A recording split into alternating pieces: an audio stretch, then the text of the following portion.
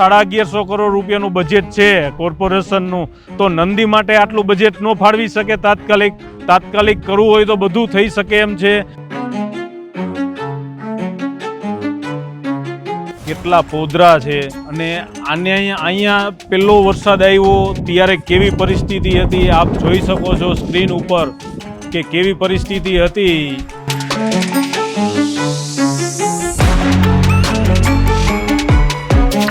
આપણે પણ કોર્પોરેટર તરીકે અને કોર્પોરેશને આમાં ધ્યાન દેવું પડે, તો આપણે ક્યાંય ફાળો માગવા માટે હાથ જોડવા નહીં પડે।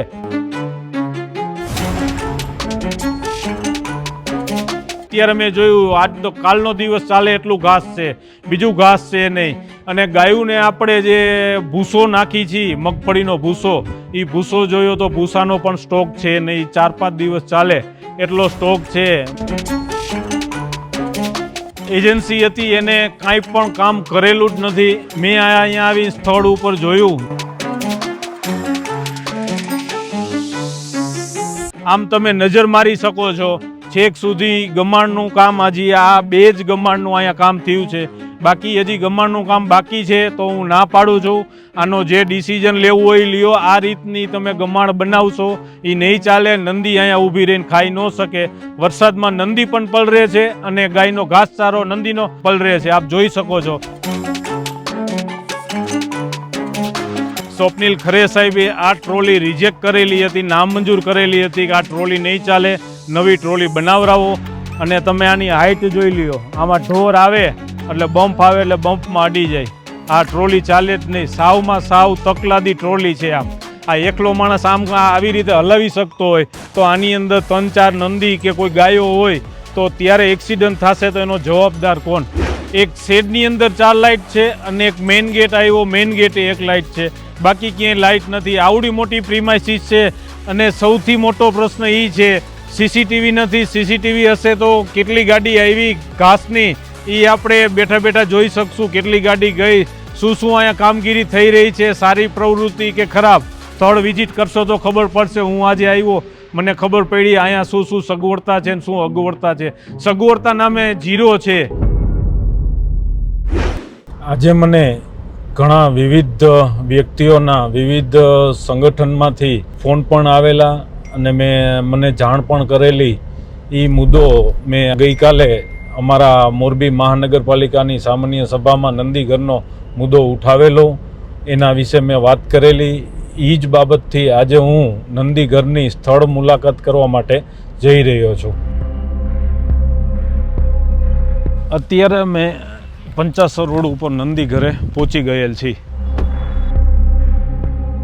આજે જે આ નંદીઓની વ્યથા છે એ વ્યથા નંદી તો નથી બોલી શકતી। આ પથ્થરમાં આટલી બધી નંદીઓ પથ્થરમાં બેઠી છે, નો બેહી શકે તોય એ થાકી જાય છે, ઊભા એને બેસવું પડે છે મજબૂરીમાં। કાંઈ પણ નાખી પાણા જ મોઢામાં આવે છે। એક વખત આની અંદર ધાબુ કરવામાં આવે, ધાબાથી ફાયદો એ થશે કે કાંઈ પણ આપણે ઘાસ નાખ્યું કે નંદીએ પોદરા કર્યા તો એમાં લોડર મારી શકશું, સાફ કરી શકશું। આની અંદર નો પાવડો ચાલે કે નો લોડર ચાલે। લોડરથી તમે સાફ કરવા જાઓ એટલે નીચેથી બીજા પથ્થર નીકળવા માંડે છે। પાણી અહીંયા 0, કનેક્શન નામે કાંઈ પાણી છે જ નહીં। પાણી અહીંયા જે નંદી માટે આવે છે, સ્ટાફ માટે તો રહેવા દો, સ્ટાફ તો ગમે ત્યાંથી પાણી જઈને પી આવશે। આ નંદી ક્યાં પાણી પીવા જશે? ટેન્કર મગાવવા પડે છે, ટેન્કરથી નંદીને પાણી પૂરું થતું નથી। એના માટે થઈને હું કહેવા માગું છું કમિશનર સાહેબને અને મેયર સાહેબને કે અહીંયા તાત્કાલિક પાણીની લાઈન નાખો। પાણીની લાઈનની જરૂરિયાત છે અને આ 3 અવેડા કરેલા છે એ અવેડા સફિશિયન્ટ છે નહીં। અવેડા બીજા 3 થી 4 કરવા પડે। 8 થી 10 અવેડા હોય તો 820 નંદી પાણી પી શકે।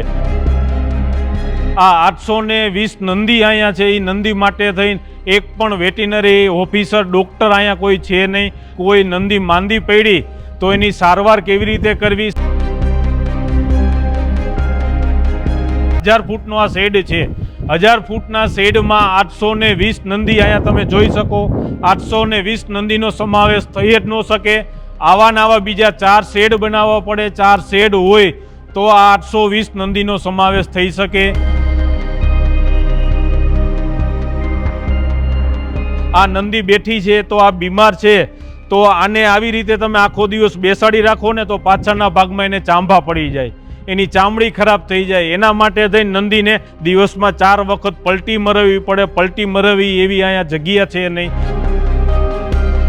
આ ગમાડ તમે જોઈ લ્યો, અત્યારે તાજી બનાવેલી છે.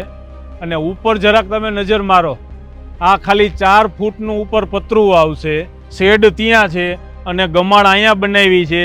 નંદી તો પલરે જ છે, આ રીતની ગમાણ ચાલે જ નહીં. ગમાણ માટે આખો મોટો શેડ બનાવવો પડે તો નંદી ઊભી રહીને એનો ખોરાક ખાઈ શકે. આમાં આ બિલકુલ ખોટો તદ્દન ખર્ચો કરે છે. આ ખર્ચાની જરૂરિયાત જ નથી, ખોટો પૈસાનો વેસ્ટ થાય છે. આના માટે થઈને આ કરવું હોય તો ગમાણ તમે મોટી કરો તો નંદી ઊભી રહીને અહીંયા ખાઈ શકે.